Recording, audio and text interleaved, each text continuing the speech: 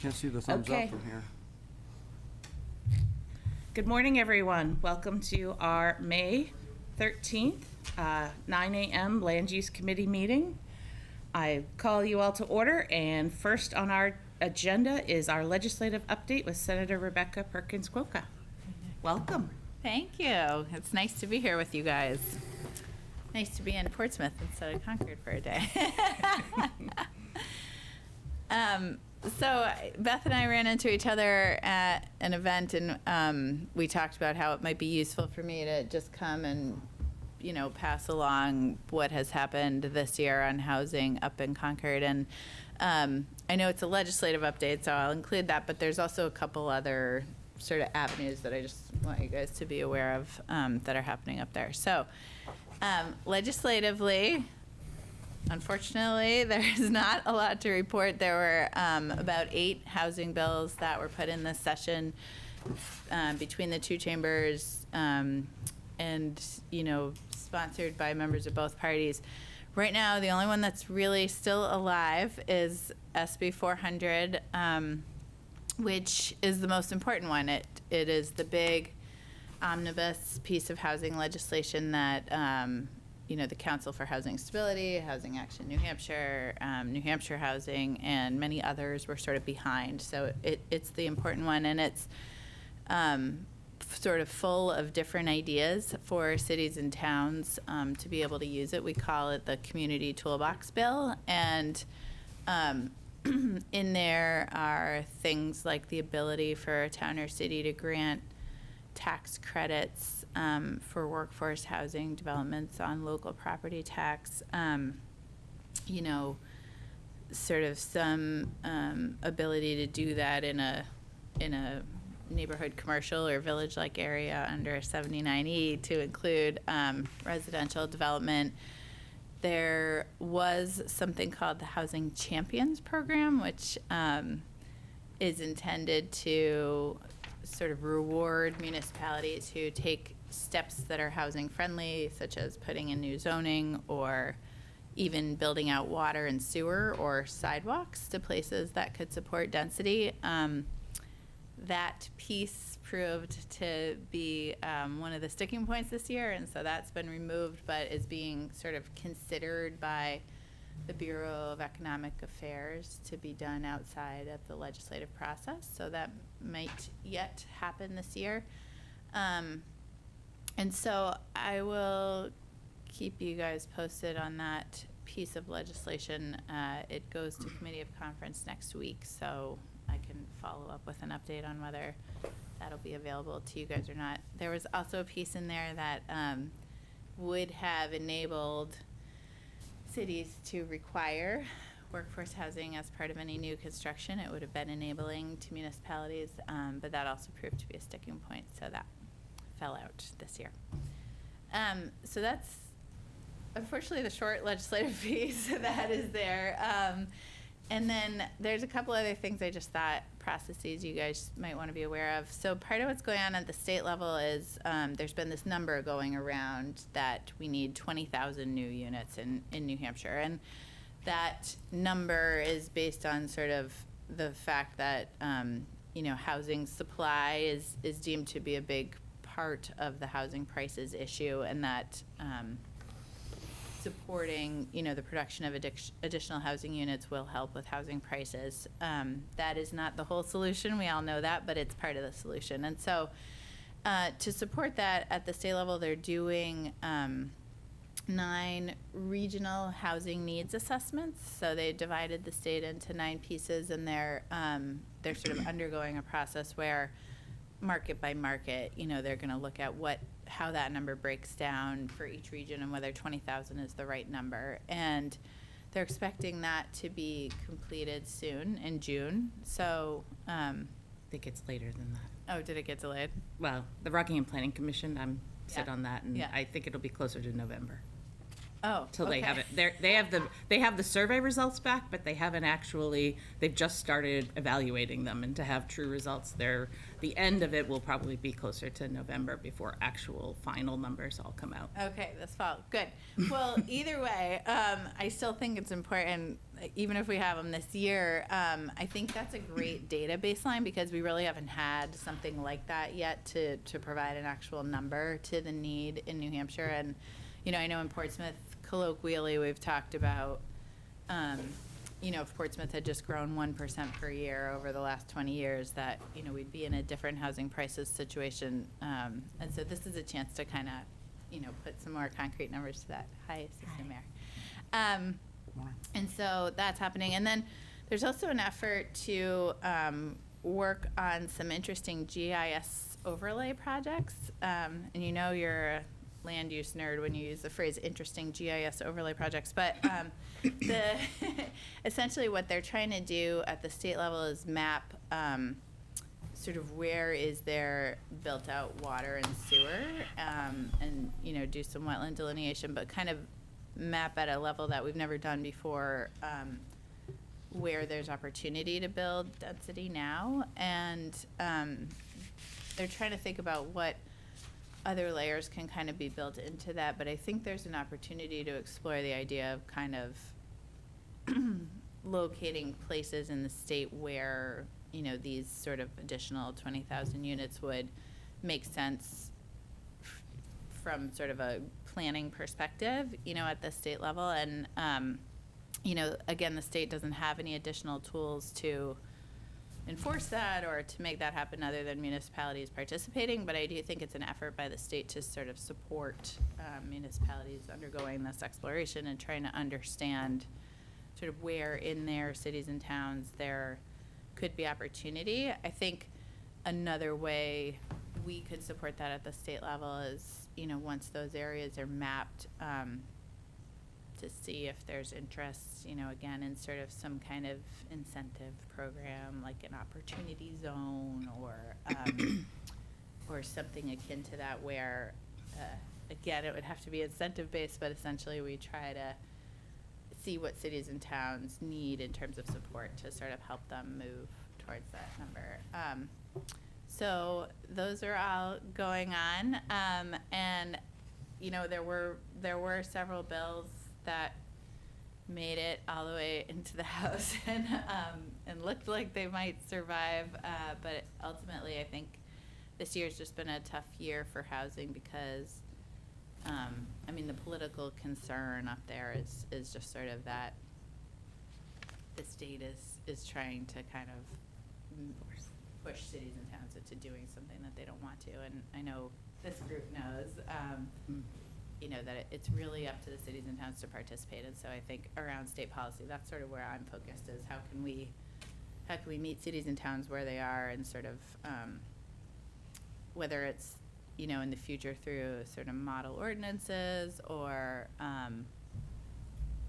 additional work that comes out of Martha Fuller Clark's Density Commission, where can we sort of be a resource and sort of a supporting body. And so that's where a lot of my efforts have been focused. So I wish there were more bills to fill you in on, but that is sort of where we stand. How much do you know about the $100 million and the different aspects of that, of where it sits? I know the executive committee, they came back and I heard something got pushed through. I don't know how much you know about that. Yeah, no, that's great to bring up. And I figured you guys have been following that separately. So the $100 million fund, I think it did get approved by the Executive Council. And so what they're thinking within there is there's about $60 million that's focused on cities and towns. And the number they're sort of talking about now is this idea that there would be a reimbursement for additional housing units, and so it would be kind of like a $10,000 per unit number.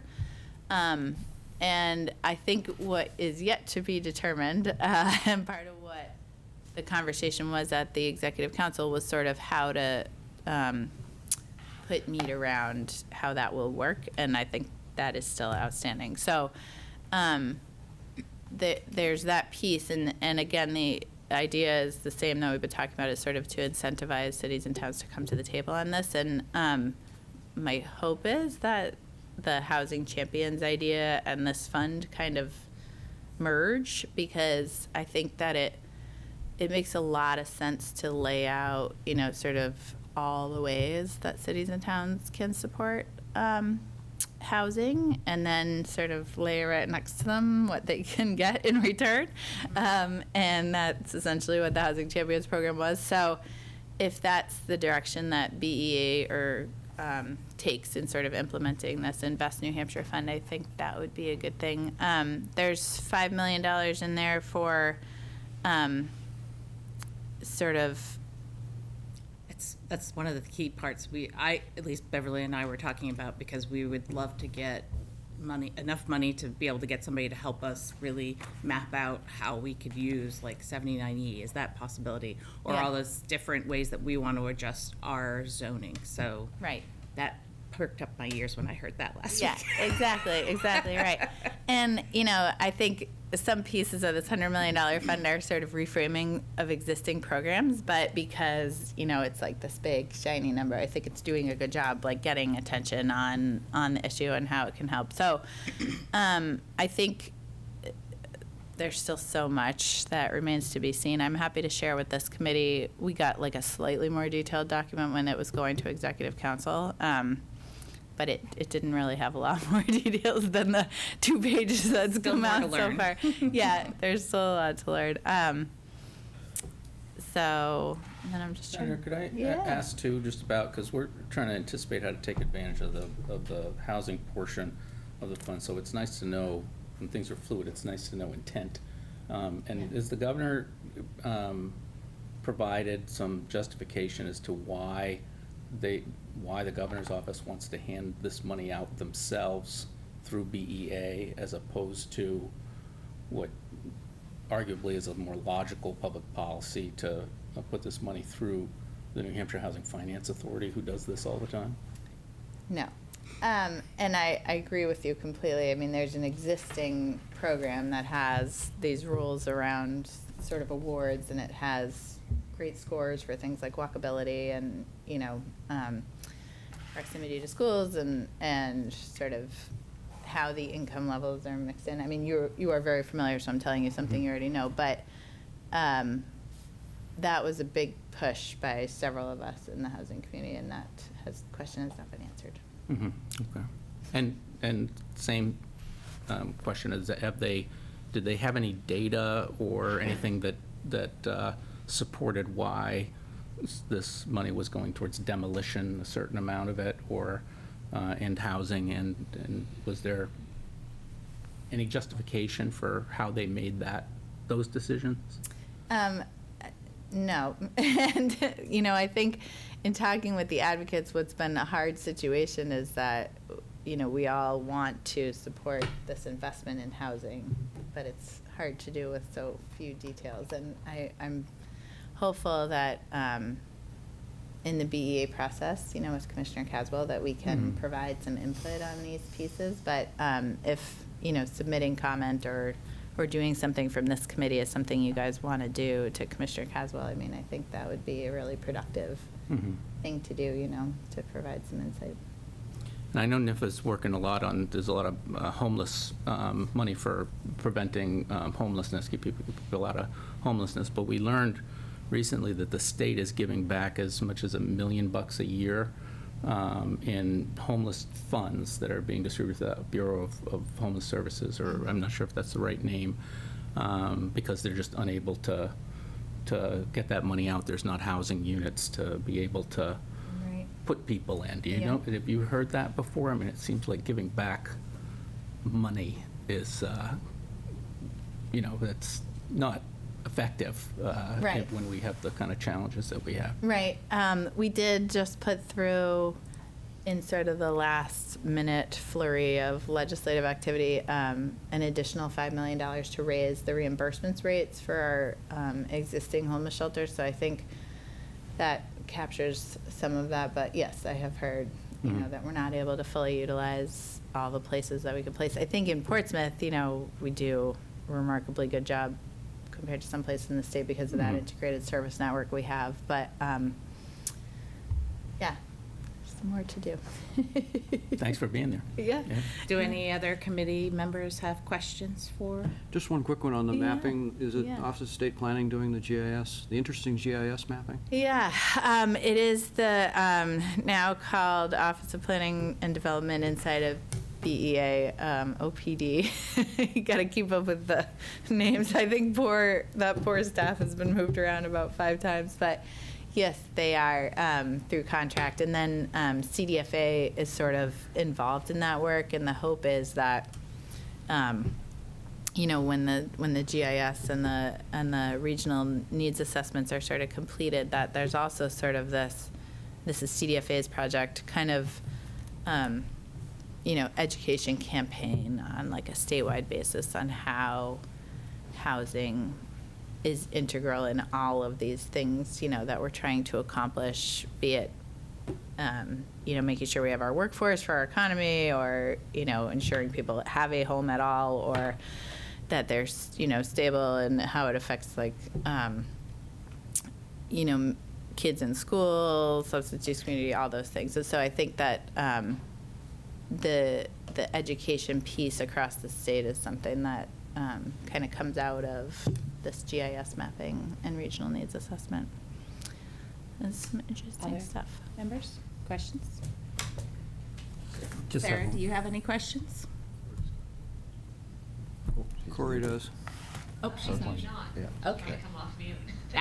No problem. Thank you. Thank you, Senator.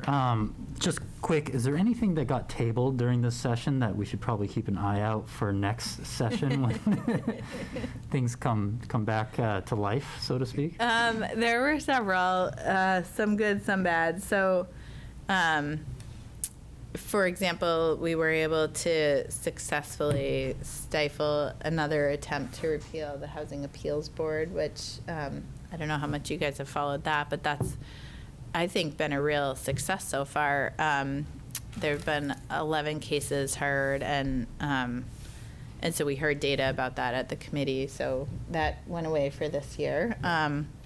But, you know, SB 400, for example, the only reason it's still alive is because we took the entire bill and stuck it on another bill in the Senate. It got tabled in the House. I think it was by 11 votes. Last year it was by 3. And then, like, I had a commission to do, you know, sort of future study on, you know, the next round of legislative ideas. The commission because it was making its way all the way through the legislature, they stuck something on there that they wanted, and so we just let it die because we didn't want to enact like budget cap legislation just to have the commission. And then I'm trying to think of some other stuff that didn't make it.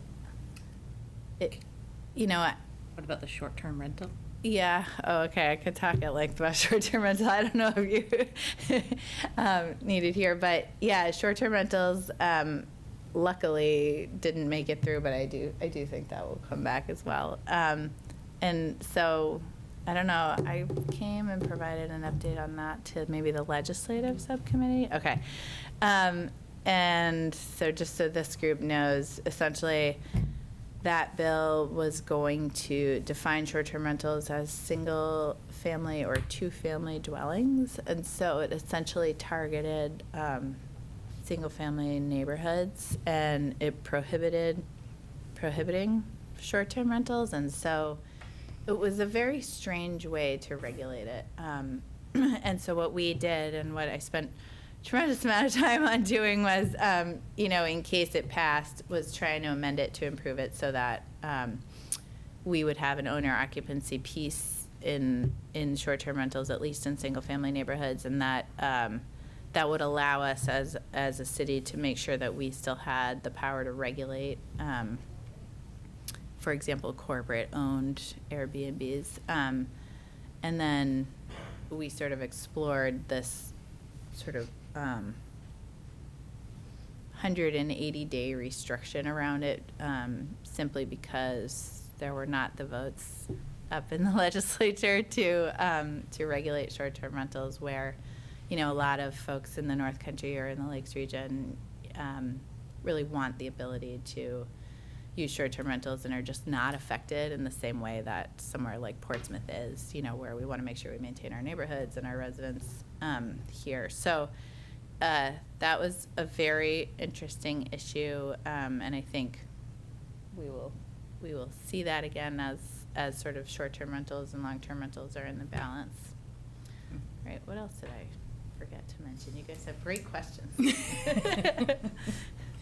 I don't see any other questions, so we thank you very much for coming and spending some time with us this morning. Yeah, this is great. Thank you. Thanks for having me. Good luck. Thank you, Senator. I know, there's so much to keep track of. There's 1,200 bills this year. Thank you for the hard work. Thank you, guys. Senator. All right, moving on. I had emailed you guys all yesterday, and if you don't have any, I did print and put some copies up there regarding our public involvement process. Did you get it? I don't know if you had a chance to look at it, but if you don't have any copies with you, I did email it out to everyone.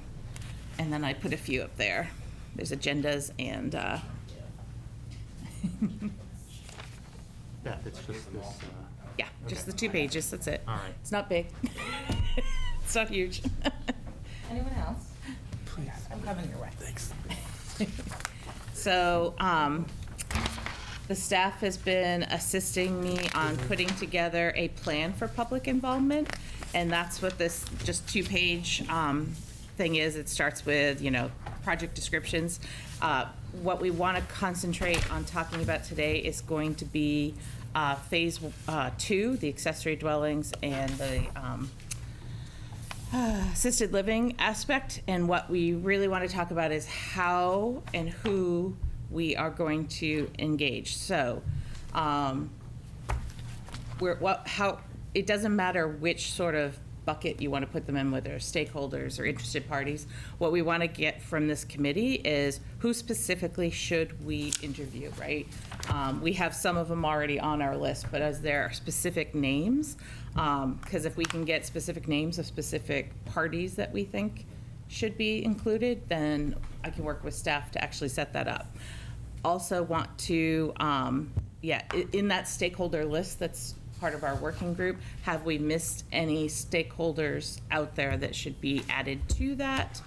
And what kind of information, types of information? So the other thing we need to think about is the questions we want to ask. And then we also want to think about, I would like to do these all by Zoom and have at least one committee member be the moderator with the group. Staff will take down notes and information during those sessions, but, and I'm happy myself to moderate some, but I don't know if anybody else on this committee would have the time to be able to moderate and be the person, asking the questions and getting the information out of whoever the participants are in those groups. So those are the types of things that I want us to really think about as far as, the barriers to our zoning questions and the impacts and how that affects people. So does that make sense? Mm-hmm. So I don't care where we start. We can start with any one of those specific things, whether it be in specific stakeholders or specific parties.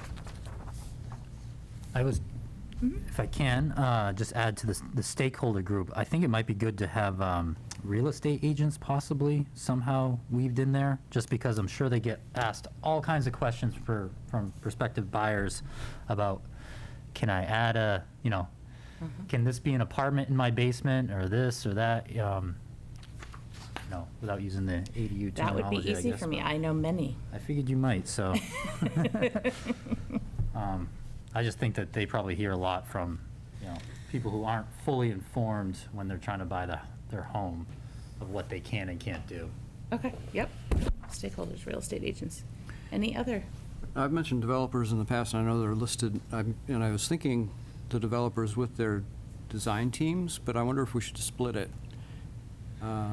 Yeah, because I had asked her to add in like engineers, so I wanted to make sure Right. that engineers would be one of the ones. Yeah, because right now we have builder, developer, architect, and engineers. So do we do each one of those separately? Do we have enough that we do? Well, I'm thinking maybe, and it just occurred to me this morning, maybe have the developer group and then have the design team group, which could be To be architects, architects engineers. and engineers. Yeah, so. That way they don't have their clients in the room. I think they might be, Good Might- point. Well, feel and- more free to speak. I also think, as been pointed out before, sometimes there's a disconnect between those two people even when they're working together. You know what I mean? So I think. No. So I think, yeah, bringing them in and. Yeah, I had her add to that, like, workforce housing, people from like the Seacoast Workforce Housing Group, like the Nick Taylors and the Ben Van Camps from like the Chamber Collaborative, that they're, should be included in all of this. So that was some of the things, obviously, especially the ADUs, anyone who's brought an application forward to the city was going to be somebody that would be invited to a specific group. I also had mentioned, and I don't know about, because we had talked a lot about on the senior living side and on like neighborhoods. So we debated on whether or not like an HOA members, but I was thinking more like, do we want to look at property managers, right? Because I think property managers in a lot of cases, depending, or do we want to go, I'll just use my neighborhood, Islington Creek neighborhood. We have a sort of informal association and someone that leads that. Do we want to go to those kind of peoples and say, who's a fairly active person in your neighborhood that might be interested in the ADU, conversation? Yeah, I think that makes sense, is to do kind of Because those. Maple Haven, Yeah, all of these neighborhoods have a few people that are very active that might want to be involved in that, so. I would also add, I would add, this group of people into stakeholders is someone for sustainability and for, climate impact of development. I think that is, obviously we know climate change, sea level, greener buildings, affecting wetland buffers, all of, you know what I mean, all of that. I think that would be a good demographic to bring in. We might even be able to go to our sustainability committee and pull Yeah. somebody from Yeah, that group. and some of the, But I just met this woman, I believe her name is Tara. She works for the state in conservation, and bring in some people from the state level too to have conversations of how do we address some of these things when we're looking at. do you feel that's part of phase 2, or maybe that might be more part of phase 3? So my personal opinion is I think it needs to be more in phase 1 when we're talking to builders, developers, architects, engineers. When I'm talking phases, I'm talking not, like phase 1's already at planning board, Yes, right? yeah. Phase 2 being. No, that's what I'm saying. Okay. I would group that into the need with the same of like developers, architects, engineers. Do you know what I mean? I think I know what you mean, but I'm going to repeat it. So the meetings that we're talking about right now are Yes. just going to be about ADUs. Okay. Yes. And yeah. accessory, ADUs and assisted living Okay. work piece. Then you're but right, phase phase 3 is 3. all those incentives. Yeah. Which deals with buffers and all those other Yeah. kinds of things. That's why I was asking. Gotcha. Makes sense. Maybe if this might help, possibly, I think what you're saying as well, if we get this initial cast our net wide and find out what the issues are and where things might possibly go, then we try to sort it down to, best locations and best methods, then bring in Yeah. these factors to help sort those out into recommendations. Does that make sense? That does. Yeah, yeah. Sort of get a narrower net before we Right. bring them in. I like that idea. I don't know if net's really the right word, but you know what I mean. Funnel. A lot of fishermen in this community. And we're not excluding anyone that wanted to participate, right? Well, we're Would trying be- to make these truly focused groups Yeah, to true. get I see, true. feedback, Yes, right? yes. So Instead of just a public we're comment. right. So the focus groups are going to give us, a bunch of data to be able to direct how we would recommend changing in the zoning. get Does you. that make sense? Yes. So if we're talking about, ADUs by right, these are kinds of the conversations we need to have with people who have actually tried to do them. That's why anyone who's ever applied for one, whether they did it or didn't do it, we want to hear their feedback as far as going through the process and how it was and how it could be made better. And as we bring in these small residential groups, neighborhood groups, that will bring in kind of the resident aspect of it. Right, and then whatever we end up sending to city council, obviously, then goes to planning board, gets reviewed, gets public hearings, and then it comes back to Yeah, city we will council be. for another public hearing and review. So we're just the initial step of trying, this is how we're gonna gather all the data that should hopefully focus the correct direction to make sure it is, it's doing the right thing and getting the results that our goals that we've laid out to get us there. Right, get the information from the people that are experienced doing it, and then. Correct, yep. Yep. On the list for former applicants, is there a way that we can break down that list and get some that have successfully developed their ADU and have it occupied I'm thinking you can help us with that. Well, versus the ones that sure, I haven't can done help you anything? later when I've gone through them, but we have about 40 of these that have occurred since 2017. I think we do need to go through all 40, at least internally, in the planning department, somewhat sort them between the attached, the detached, and the basement ADU. I think a really important missing component on the list so far is some of the direct abutters. I think, there's a lot of perceived problems with an ADU, and some of them are real. And I think we need to identify what they are in order to develop the kind of performance standards we need to achieve our goal, which is to open the spigot a few turns. They've got to be done really well if you're going to want them to proliferate. So I think listening to some of at least the immediate abutters would be really helpful. The ones So have actually been that's created. something, again, we'll have to call out through the 40 applications. And obviously, out of the 40, probably, half a dozen or 10 haven't been built yet. But we've got a pretty good sample, and I think there's at least a dozen of each type we should be able to. So get like an after-the-fact public hearing. Yeah. You went through it the Reaction. first time, now that it's been built, the built ones. How did it How go? did- What are how the did it go? lessons learned? Right. What, from the owner standpoint, what were the costs like? What were what did they learn going through that process? And there's probably a dozen architects, if not 15, that have worked on these 30 to 40 units. So I've got a running list, and I've got to go through all 40 and write down some of this. So I'll do that in short order. Only when you have time. Yeah. Well, I don't know that we need all 40, but if you No, could- we don't. if you could No. sort it down to. I'm going to sort them. Yeah. One long evening or one long Yeah, day. we'll take a good representative sample of each of the different types. And ones that are actually built and finished, and then maybe ones that never got built. Why didn't you, after going through the process, if they got approved, and maybe ones that didn't get approved, if we have any? And there might be a survey involved in collecting this data rather than bringing everybody in here. Right. Might be able to get a Can make survey some out to phone those. calls. Yep. Yeah. Yep.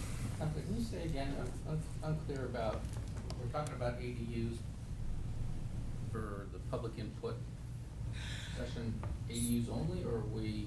Nope, so I know you weren't part of the regulatory group where we have created a whole work plan of different code aspects that we want to sort of attack for review and changes.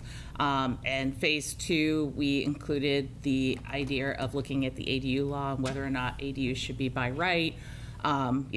Are there different aspects to it that need to be adjusted, whether it be dimensional requirements or whatever the case may be, and also where we allow assisted living facilities, because it comes to find out there's probably some areas in our city where those make sense, but they're not currently allowed. So that was what we had considered, just that pocket of code changes as a sort of start with, let's talk to the members of the public that deal with these things. So these focus groups are to give us feedback on people who have actually been using the ADU law as it is now and recommendations of their experience and that. So that's what these focus groups are about. And then we also have a third phase, which we'll be doing further focus groups on, and focus groups of stakeholders, right? So different people that have, and those are our incentives, and I can't remember all of them off the top of my head, but if you're interested in the list, I'm happy to send it to you. It's the whole entire work plan has gone through City Council and then recommended to the Planning Board, who's now currently reviewing and has already had a work session on phase 1, right? Phase 1, which is really mostly just code cleanup, unintended consequences that sometimes happen. You don't realize it when you're actually writing it. So that's what's happening during phase 1. So that's already, I believe, on the docket to In go the for a public pipeline. hearing. Yeah, it's in the pipeline. I don't always keep in mind where everything is exactly. But so we're talking about bringing people together to talk about how these things have been working and how we can change them to make them more streamlined, so that because if we can create more ADUs, the whole point of that entire process was to create some more affordable housing, or to help people stay in their housing longer if they could afford it. If you're a senior citizen, you want to build the ADU and live in it and rent out your house, that might be a way to do it as well. So that's why we're trying to evaluate it. Does that answer your question? Yes. Is the regulatory committee looking at the workforce housing ordinance itself?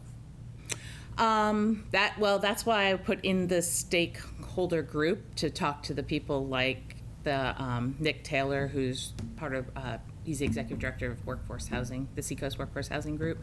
So those are some of the stakeholders that we want to get their opinions. I mean, we can't force people to do workforce housing, as you know, so we're trying to find, in the incentive side of it, which would be phase 3, we'll really want to be pulling in a lot of those people and looking at how we can better incentivize the workforce housing piece.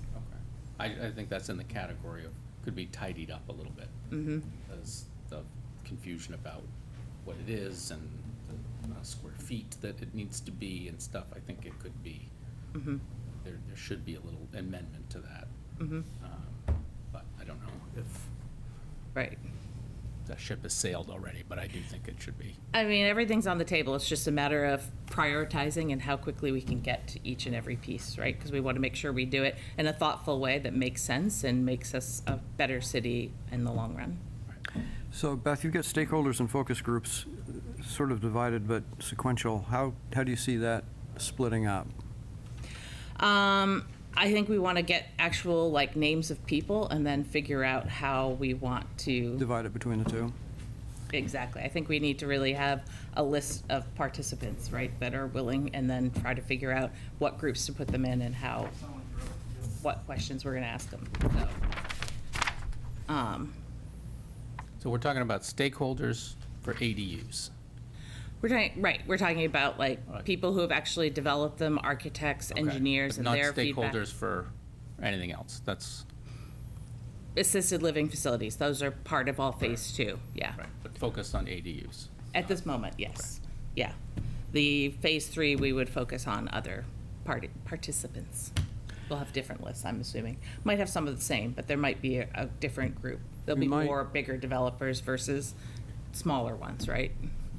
When we get the designers and developers in their rooms, it's plural, it's meeting separate, I think we might hear some, I'd like to know, even if it's just preliminary, why the bonus provisions haven't been working for, say, workforce housing. Right, in Just at phase least 3, get yeah. an initial sense about it and say, we'd like to talk to you further later, but I wouldn't want to exclude a conversation because I know, given the way I've analyzed, and my staff has analyzed things in the past, that will have been done. They will have looked at that, does this work? And the decisions have been made, no, it doesn't. So was it pure economics, or what were the reasons? Mhm. So, and workforce affordable and ADU really seem to be closely aligned in terms of, from the developer and design perspectives. Policy matters are separate, but I think we need to, given this rather aggressive timeline, which I support, we've got to get moving on getting some people So lined if you up. guys can come up with some lists of actual names of people that you think I'm seeing, like, I suggested for engineers, John Shagnon does a lot in this city, and he should be one of the people asked to participate, right? So, architects, who's the architects that, planning board members we see Right. come before us all the time. Usual players. Right. Let's get together a list of who those usual players are so that they can be part of that specific group, and we ask those and those kind of questions. So, yeah. You just said, information about why they're not doing certain things, but I think we also need to ask, and one of the questions I'd like us to ask them is, what is the biggest barrier, or challenge when you're trying to go through the approval process of getting an ADU? Or if you're looking at our zoning and you want assisted living center, where are the places you see that these should be that they're now not being allowed? So questions like that, I think, are what we're looking to be able to direct so that we can formalize this plan and actually start scheduling these people. So having those questions to ask and having the right information is important.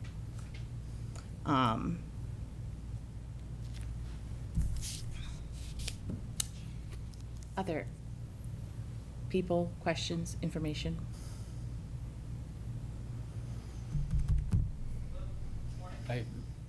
This may be off topic, but it's still with the workforce housing incentives or what have you.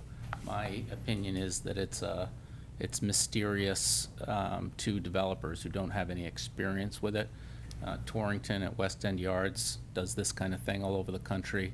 They understand it. They understand how rent's calculated. They kind of do this all the time. I think for most developers, they would much rather they just don't. Back to my point about cleaning it up and making it simple, and even sort of being proactive about what the compliance part of that is like, I think could get more people into doing so. Maybe that would come up in the stakeholder interviews and see that, because we have two West End Yards and the old Tex-Mex property, and the old Tex-Mex property is not a big national developer. They've never dealt with this before. They're still confused by it. It was a stipulation by the planning board, but there's a lot more Actually, I friction think and that- uncertainty. I think that started with the ZBA. Maybe, yeah, yeah. I remember that one. That was a while back, yeah. I forgot about that property. But you said Old Tex-Mex, and I knew exactly what you were talking about. Yeah. Not everyone in this room probably does. It's just before where Wren's Nest is. Okay, yeah. That little, they turned that into housing, gosh, that was like 4 years ago? Was it that long ago? Nick, come on, you must remember. Oh, it's at least that. Yeah, I thought so, yeah. But no, I'll just say if that is, they're just confusing hoops to jump through, so no one's going to jump through them. That's the last thing, we would want, especially when we know the need for workforce housing is tremendous and it's only going to get more. I see it downtown now been talking with all the chefs and everyone's gearing up for the summer. And some restaurants have more outdoor seating now and stuff like that, but I can see that the main issue is going to be staffing those restaurants. And they're already talking about, look at all the restaurants popping up in Dover and Rochester, because that's where the cooks and the waiters and the bartenders are starting to live. And I know that's how originally Portsmouth got these great restaurants. We had all these, blue collar workers and everyone, they lived here, and that's all of a sudden that became the place to hang out. But so I would hate to, just to have confusion be why people are like, I'm not touching that, I'm going to go this way. So it sounds like if we can work at some point, obviously throughout this phase, when we get to that phase, if we could really simplify a guide of, you know what I mean, this is how you do it in Portsmouth. These are the metrics you have to go by, and how those metrics affect a West End Yards versus a 10-unit development. It sounds like that's really what we need to try to do in that phase, is really get it down to a nice, clean And I packet. ask each of you to email me over the next week at least one or two, if not three, questions that should be put to different stakeholders, and maybe names of parties that you think should be included. So like Torrington Properties, right? That would be a great one to add. Yeah, because we spent 18 months talking to them about what the workforce housing number would be in West End Yards. Right. Maybe it was less than that. It seemed like forever. We did work session after work session after work session with them, trying to iron out what was going to make the planning board happy. We called them all continuing design reviews. They just kept coming back with new numbers. I mean, we started at 350 units and ended up at 250 units with 10%. So, it was a long discussion. But yeah, those are the kinds of people that we need to have a conversation with and figure out, how we can tweak or move ours to make it more successful across the board. And that was a long conversation because of their economics and making that case. It wasn't about them being unfamiliar with it or anything like that. In the end, you get 27 units of workforce housing that the city didn't pay for, and it's just there for 30 years, and I think a huge success. The more that can happen.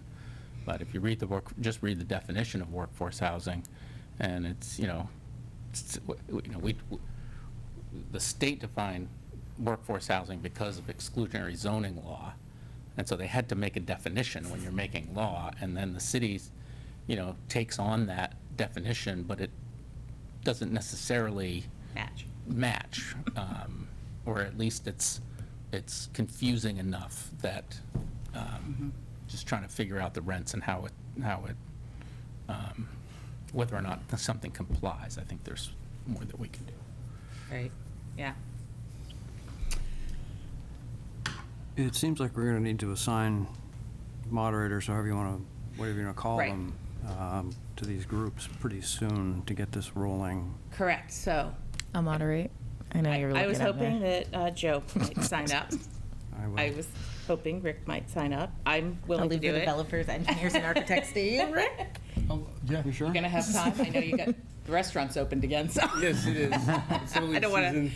Some of us don't have seasonal I jobs. can find time. Okay, all right. And I have suggested that we do these all on Zoom, just to make it easier for scheduling and everything, so people can, wherever they happen to be, they can get part of them, so. And ideally, we want to formulate the questions, send them out to Well- them, so it's prepared.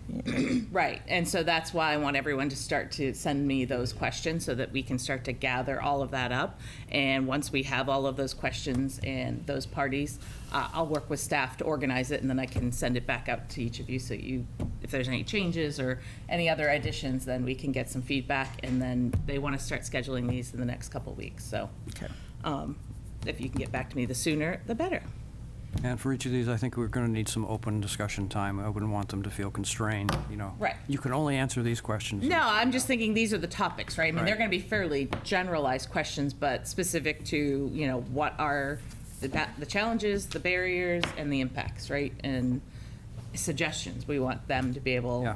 to give us suggestions back and see if there's, continuity as far as everyone's experience. Are they all different, or are they all sort of coming down to the same sort of thing? That's what we're trying to get feedback about. And just for clarification, at this point, just focus on the ADUs. Right, on the Phase 2 work group. Yep, Okay. yep. And Nick, I want to thank you for mentioning the abutters as well, because that is a good perspective to have at this phase. You know what I mean? Yeah, because if I you didn't have to wanna- live next door to it. you Yeah, have your and I've experience. had some residents reach out to me for that reason. So Yeah.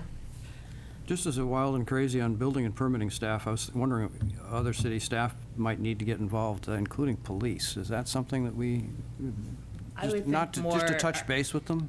I would think either like maybe Vincent or Jason could be. Do you think? What do are you thinking they're going to offer? I don't that- know. Well, I think it might be just a phone call.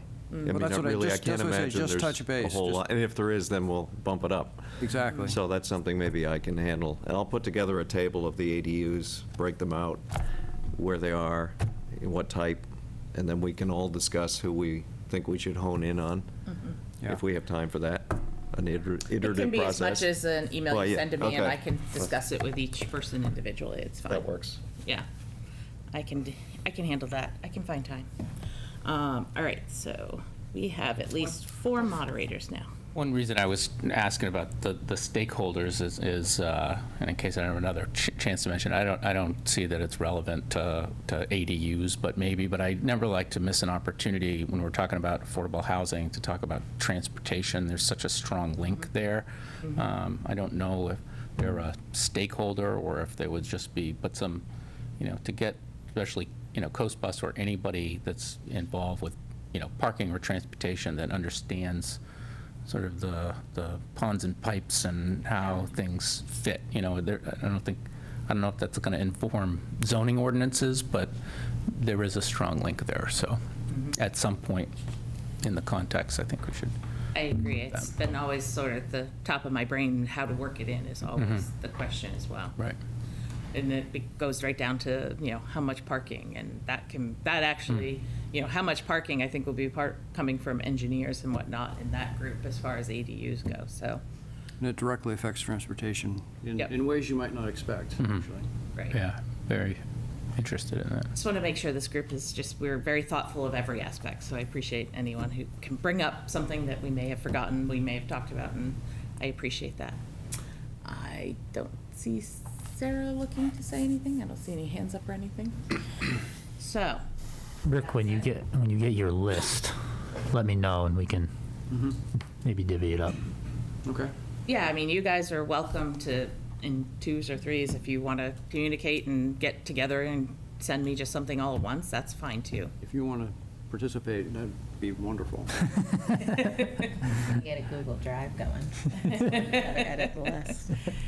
All right, if that is everything, I will. Can I also just mention that I think I mentioned it in the last meeting, or certainly in the city council workshop that we did, that the PHA and PHA Housing Development Limited commissioned a housing needs assessment for the city, and we're just getting some sort of preliminary results from that back. And thank you to Nick for everything you provided. The data that you provided was really, really helpful to that. So. It's not ready for I know you were public working consumption, on it. but I was going to let you wait till you're ready yeah. to share it with Right. us. To that point, I've updated some of the tables, so maybe have Okay. the I'll have guy, I can't remember his name. RKG, Yeah, right. give me a call. Right. I mean, interesting to know that the number of housing units we have has actually shrunk, which kind of makes sense. So we're going the wrong way in terms of supply. How's that work? Explain that. Well, I think it would, and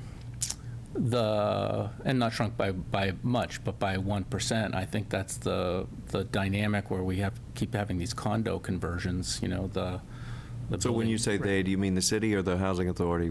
The city. So how's the housing shrink with a condo versus a Yeah. rental? Well, the building in front of us at 241 Middle Street is one example. It's a 12-unit building. It's under contract now. The seller, the buyer anticipates starting it into 3 units. So I don't know how much of that has Well, gone look, on. I mean, the data that I gave RKG, we're Yeah. we're approving or constructing. There's a huge lag, obviously, Yeah. between approvals and construction. Yeah. We're over 350 units a year, new housing units. Yeah. We can't be losing that many or more a year. And it's saying that there's a capacity to add another 3,000, almost 3,000 coming up. So there continues to be that demand. And also it's saying that that there's not a correlation between adding to the supply and affordability, which is something we often Right. cite. There won't be here. You know that, right? You've said that for a long Yeah. time, but yeah, Yeah. that's a common thing. We say, well, as long as we add to the supply, then the rents will stay down, and that's not happening, and probably will not happen in I'd the love to city talk over the long term. to your Yeah. guy. We've had almost 2,000 housing units approved in the last 5 years, Mm-hmm. which is 3 times the rate of the previous 5 years before 2017. Many of them haven't been built. There's still about 500 units that are pending, Mm-hmm. 300 and something under appeal that have been approved or partially approved. So there's a lot of new housing being produced here. It's not creating workforce housing, that's for sure. Yeah. It's not affordable. But supply is not solving any of our problems, significantly anyway. But I think getting that data, because the one thing we did discover going through the data sets and conversations we had here 2 or 3 meetings ago is that the data is either hugely inaccurate that's been collected by the state and self-reported by the community. I mean, I think the state had us at like 48 units last year of new housing when we had over 300. And that's a reporting error, pretty big one, but it affects a lot of public policy and what people are walking around saying about housing and snobbery in Portsmouth in relation to its regulations.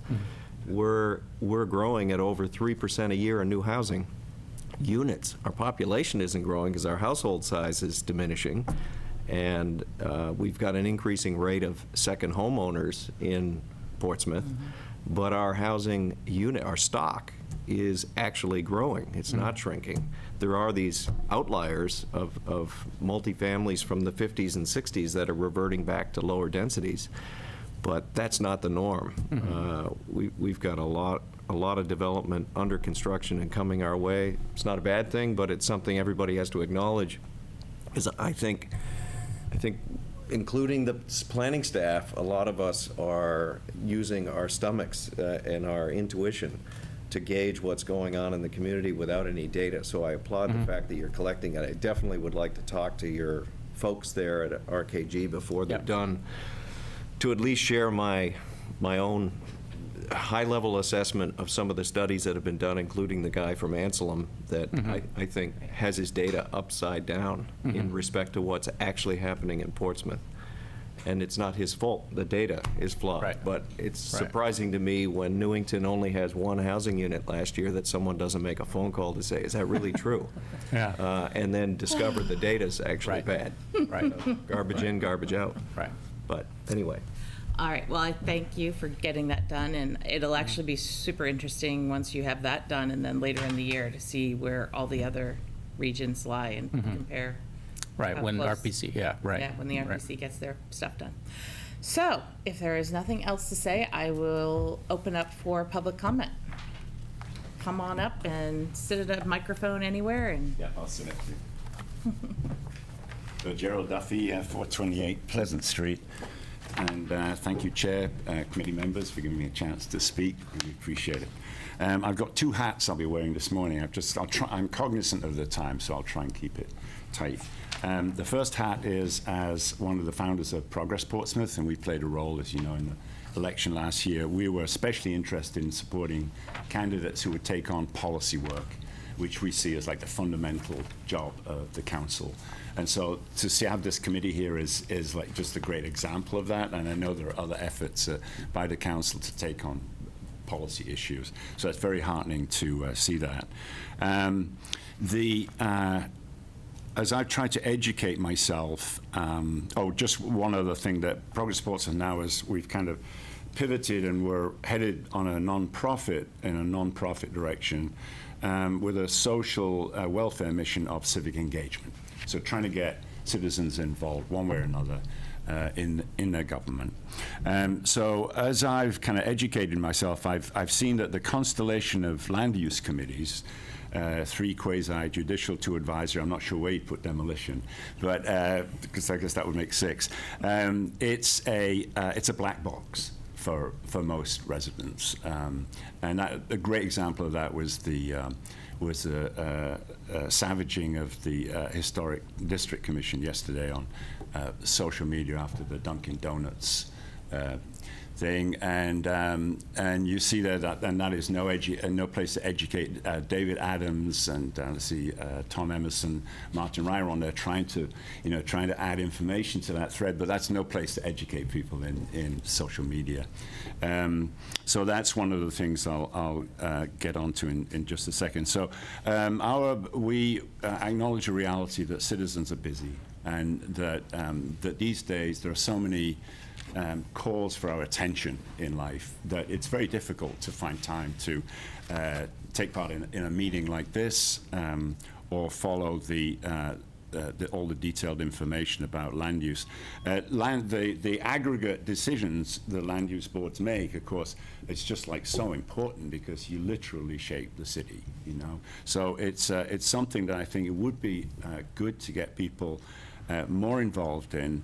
And we're looking at ways of using things like animated infographics and short videos to explain complicated areas of city policy in a way that people can get a quick take. They do it very well in some media like New York Times, where you have complicated data and they're able to get that across easily. So we're going to be looking at that. So there's kind of two questions for you as while I've still got my Progress Portsmouth hat on, is as we develop this material, which will be over time, would this committee or some other body, I think it would be this committee, would you be willing to review as experts what the content that we produce so that we know that it's accurate from a kind of a reality check? So that would be one thing. Would you be willing to review it and give us feedback on what we're putting out to augment what the city already does? The second thing, and I can't believe the timing, this is just fabulous timing today. So the second thing was about citizen outreach by this committee. And I didn't quite understand from the agenda that you would be going into this, but it's great. So what we're doing right now is Progress Portsmouth is we're doing push. So we put out, for instance, email blasts that include time-stamped versions of meetings like this, city council meetings, so that people can go to agenda items. They can dip into these meetings very quickly, in and out, get the information they need without having to sit through 3, 4, 5 hour meeting. So we're very much into that educational aspect of it. And perhaps that's as I'm looking at what you're doing here, which is fabulous. Right now you're kind of pulling in information, right? You're trying to get information from stakeholders to inform your policy making. So I would just say, perhaps to put on your radar the idea of pushing out information too. In addition to meeting schedules, legal notices, and so on. Actually, some way of perhaps pushing out information that encourages people to pay a little more attention to what's going on in the land use process. So that's, I take my Progress Portsmouth hat on now, Gerald Duffy, resident and taxpayer. And as I educate myself in land use, I realize just how much work it takes, on these committees to stay involved, to study the materials, and to get trained up. So I really applaud the people that do it. And I know it's tough work because they've got to understand there's a legal framework, the requirements of the master plan, understanding our zoning and ordinances, and knowing their own roles and responsibilities. And I also know that in quasi-judicial work, members are expected to set aside personal opinions and preferences and simply stick with their reading of the ordinances.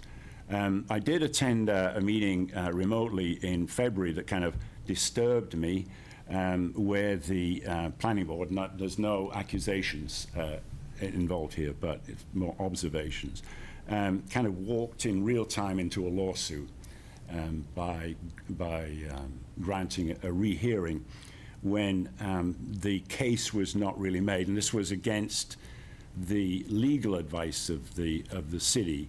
And so, for me as a resident taxpayer, that's disturbing because the city is being taken into court again, and there's probably money there's certainly city time being spent and possibly eventually money. In this case, the applicant actually in the lawsuit is asking very unusually for attorney fees. And they ask for declaratory rulings from the judge, which were all granted, and the judge basically said you can't do what you just voted to do. So that brings up the question for me as a resident. So how do you keep board members accountable? Because they have to be accountable. There are roles and responsibilities. And I'm not sure what the answer is there, whether it's just something within the committee that you do, or whether there are some external mechanisms for questioning decisions by individual members. And I realize this is tricky because these are volunteer members, but it seems to me that members should be kept to their roles and responsibilities. And this is where my wife and friends say, you get a life, Jerry. And I attended the training session by the New Hampshire Municipal Association attorney, Steve Buckley, which was just fascinating. And part of what he says, great presenter, is there's a fundamental duty to assist the applicant. That's part of the job. And it's what Colby Games do on his kind of exit statement of the city council said. The idea is to get to yes. Life works a lot better when you try and get to yes. So to see a board develop where there seems to be the kind of opposites, more like getting to no or getting to delays, it seems to me that's against the spirit of what should be going on here. The other interesting thing he said was to do with right to know, which was the public is entitled to see your thought processes, as you're making these decisions. Why are you making these decisions? So as board members make decisions, it seems to me very important that they really articulate what it is. For instance, in this example I'm talking about, I would have expected someone to articulate the error involved in the previous decision that would justify a rehearing, and I didn't. So what else? I think. I'm going to say blah blah blah blah blah blah. I don't want to take too much of the time. I mean, part of what there's a political reality at work, and I realize that board appointments are political appointments, although the work should not be political, and that the former mayor, is very open about this. To his credit, he saw appointments, land use board appointments, as a way of shaping city policy, of shaping the city in the future, which I think kind of is not a legitimate use of the land use boards, but that reality is there. So my question, and I know it's not an easy one to address, is how do we do due diligence in this process and make sure that the boards are meeting these standards and requirements of their roles and responsibilities. Oh, and I just had one piece of feedback on the, because I had to change gears here, on the public input that you're looking for. And this, I don't know which phase it would be, but there's one group of residents. I wrote an op-ed about the micro-unit project that didn't work out on Court Street. And this is a group that are prospective residents, right? They're not living in town now. They're working at service workers are working at the restaurants and so on. A lot of them are commuting in. But they're the kind of people who would like to live here, and it would be good for the city if they live here, just in terms of parking and various other things. And so that's a kind of a group of people that you might talk to, in terms of the kind of people that would live in micro-units, which is not the same as affordable housing, and talk to some, maybe engage restaurants, talk to some of the J1s and service workers and find out what they need. A lot of these service workers are college educated, they're very articulate. So I think you would learn some interesting things there. And I believe the city is aiming to accommodate this tier of residents, potential residents. But I really appreciate the work you're doing here. I think it's fabulous, and I hope we continue to follow it. Thank you very much. Thank you. Thank you, Jay. Thank you. Other members of the public wish to speak? Don't have any on Zoom, no. Of course. Hi, my name is Liza Hewitt, and I live at 726 Middle Road. I want to bring the comments back to what I perceive as the idea of this board versus attacking the planning board. So I'd like to thank Nick for advocating for abutters, and I've heard you do this before, Nick. I heard it in the first meeting, and I really appreciate it. Both abutters to ADUs and anything else that you're talking about, as well as potential future abutters, including the general public. I'm hoping it'll become more clear how you plan to involve the public, because listening to this, it's really not very clear to me. It sounds to me like it will be by invitation only. I've heard mentioned that there'll be public comment at the city council meeting when all of these things sort of progress. And to me, I've found that listening to the public tends to be a formality at that point. Often the minds have already been made up, and I really think you need to look at involving the general public as early as possible, because the general public is going to be affected. It's not just the people that are building, it's the people that are living next to it, it's the people that are living down the street from it, it's in people's neighborhoods.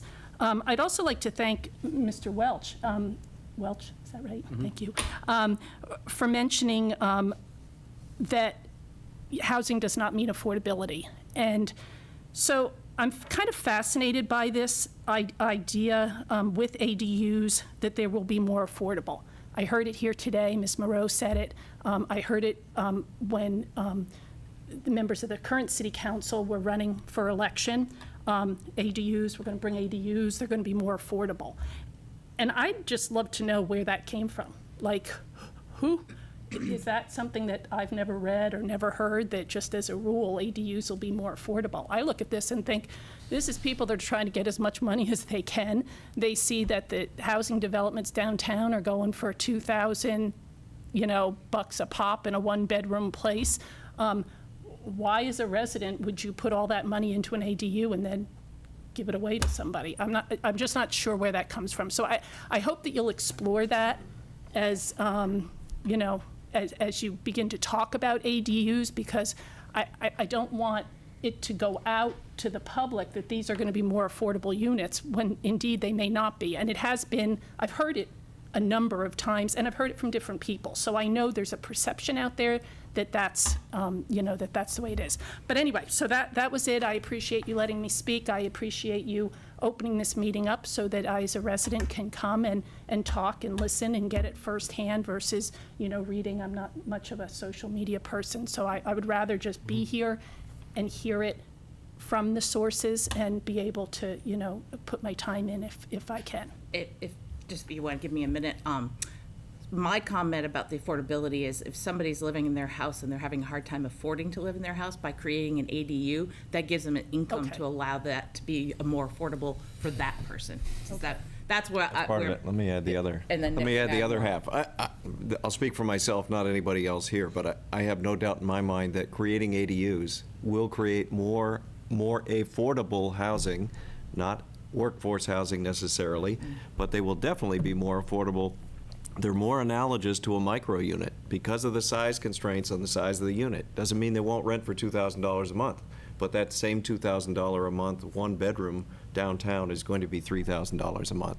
So they will be more affordable than what's on the market that's larger. I mean, developers, owners, whatever, builders don't typically want to do 500-600 square foot units. So their price point's much higher than what you could get for that square footage. So it will hit this sort of missing middle, which is a big gap, I'm sure, when we're done the study. There's a lot of people like me that can't afford to live here, that if I could manage to squeeze into a 600 square foot unit, that would be a vehicle to get here. Teachers, it's not where everybody has to live that's of middle income, but it's a component. But it definitely will be more affordable than most one-bedrooms that are being built, or two-bedrooms elsewhere. And to add to that, because they're owner-occupied, one of the units has to be owner-occupied, it makes that owner want to have somebody that's good, so they might be willing to take a little less in rent to have a better tenant, right? So the theory is, okay, if I have the unit, I'm going to rent to someone, I'd rather rent to them for $200 less a month if I know they're going to help take care of the property and they're going to be a better neighbor. Than somebody who just wants to give me a ton of money and is not a good neighbor. So I think that I've talked to a lot of people, and that's really a consensus of people that have these, that, oh no, I'd rather have somebody who's going to stay there a long time and have stable rent at less money than to take it and give it away for short money, because they're living there, right? They're an owner of that other unit. So I think that's where it should be more affordable than others. Okay. Does that help? Yeah, it does help. I just want to make sure that we're not making an assumption and that we're not putting it out to the public, because I can tell you that when the public hears affordable, there's something in their head that means, and, as we all know, it's not real well defined, and people seem to use that term How they want. in a variety of ways for, and I just want to make sure that, the public's not hearing, oh, everybody's going to be putting, apartments on their houses and they're going to be affordable. May not be. So just be careful with the terminology, I guess I would ask for that. Good point. Thank you very much. I appreciate it. Does anyone have anything else to put in before we call it quits? Can you just lay out the schedule for the next couple of meetings? Every meeting moving forward is going to be the first Friday of each month at 9 a.m. in this room directly after EDC. So what time will that equate to? We don't 9 a.m. Sarah promised she'd kick EDC out if they weren't done by 9. Nice long mornings for us, Sarah.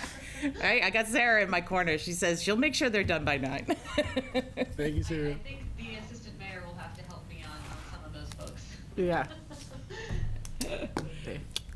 So that is our plan. So Long Monday, long And then, Friday morning. are you going to schedule the two subcommittees separately? I have had such a hard time trying to find additional time to get everyone separated, so I'm just gonna give everyone tasks at each meeting and have you do tasks, and if everyone can funnel everything back through me, and then we'll dedicate each half of each meeting to sort of, like, the legislative side was the first half of this meeting, and talking about that going out.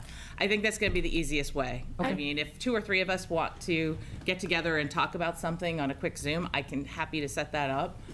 If you've got a sort of a burning questions about something, but other than that, it's just gonna be easier to have that one scheduled each month, and I agree with you, and I think it will open up to ideally more public involvement, if they can get everything in one meeting concise, and also for I think the Scheduling blending alone of is a this nightmare. group too is, Yeah. as we sit on the different sides, there's, sometimes I'm like, well, what's happening in regulation? I'm in market support, and the so if we two can just bring them interchange, so if we can just dedicate half of each meeting to one group or the other, to a topic of each one, I think that will work for our actual public meetings.